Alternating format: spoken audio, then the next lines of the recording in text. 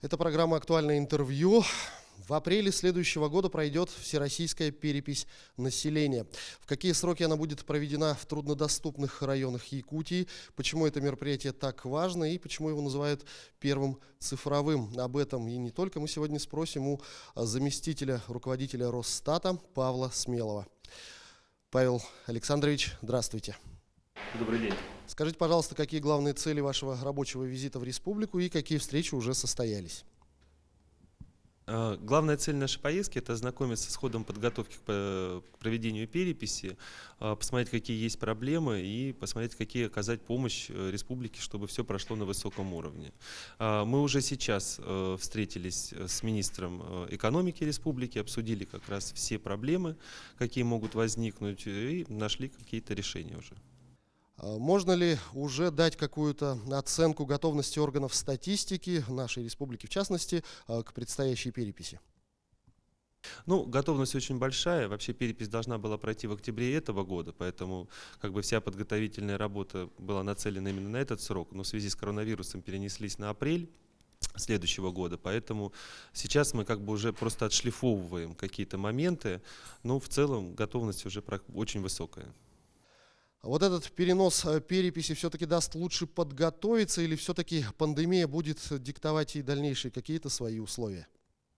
Ну, я не могу сказать, что там лучше или хуже, да, то есть в любом случае готовность будет все на хорошем уровне, но, конечно, ситуация с пандемией, она непредсказуемая. Мы надеемся, что никаких новых больших вспышек не будет, но все равно мы готовимся к различным вариантам и призываем в первую очередь людей воспользоваться альтернативными способами, вариантами переписями, контактировать меньше с переписчиком, а переписчиков мы оснастим индивидуальными средствами защиты, чтобы они тоже себя чувствовали в безопасности. В труднодоступных и отдаленных районах Якутии перепись будет проведена чуть раньше, в феврале и марте. С чем связан перенос этих сроков? Ну, это определяли сами органы власти республики, потому что им виднее, в какие районы республики можно добраться и в какое время. И был определен перечень этих доступных территорий, исходя из того, что по зимнику туда можно будет добраться очень легко и просто. Предстоящую перепись уже называют первой цифровой. Какой процент жителей уже готов пройти перепись именно в таком электронном формате? Ну, электронный формат у нас подразумевает перепись на портале госуслуг. И любой человек, у которого есть учетная запись, может пройти эту перепись непосредственно самостоятельно за себя и за свою семью на портале госуслуг.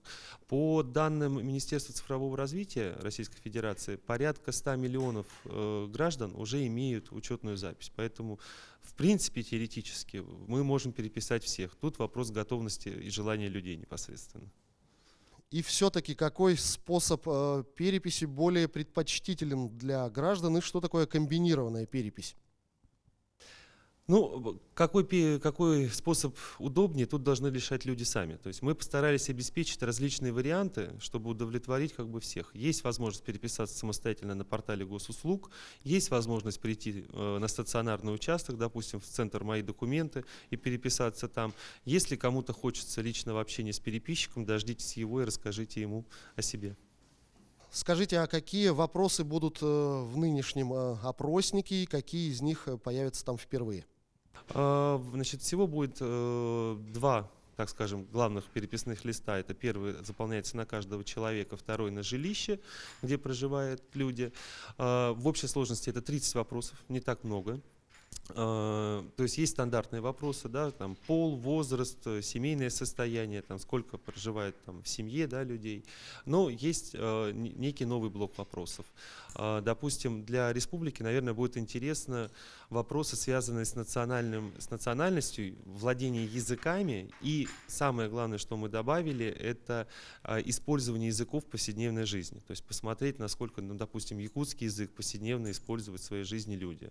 Это тоже очень важно, потому что это своя культура, свой родной язык, и нужно понимать, как он используется.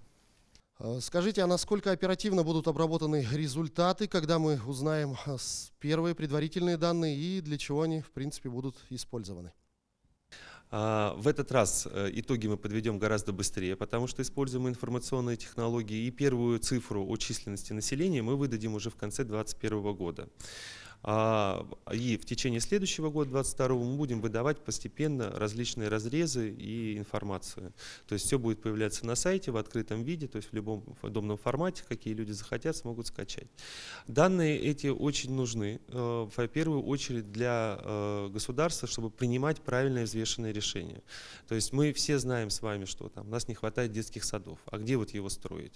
В этом районе или в другом? И вот как раз итоги переписи покажут, где проживает наиболее концентрированные молодые семьи, нигде не зарегистрированы, а где именно фактически проживают, да, где много детей, и, соответственно, там уже и будут приниматься такие вот важные для населения решения.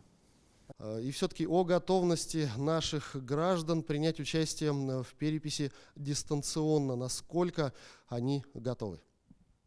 Если посмотреть, допустим, результаты пробной переписи, которые мы проводили в Якутии в 2018 году, то порядка 10% уже тогда без особой рекламы, без особого информирования воспользовались возможностью и переписали вот тестовый, заполнили тестовый лист на портале госуслуг.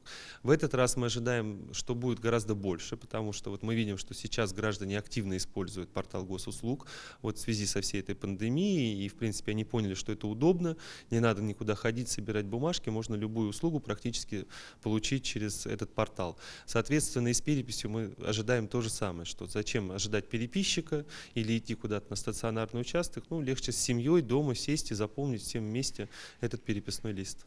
Павел Александрович, я благодарю вас за беседу, спасибо, что ответили на наши вопросы.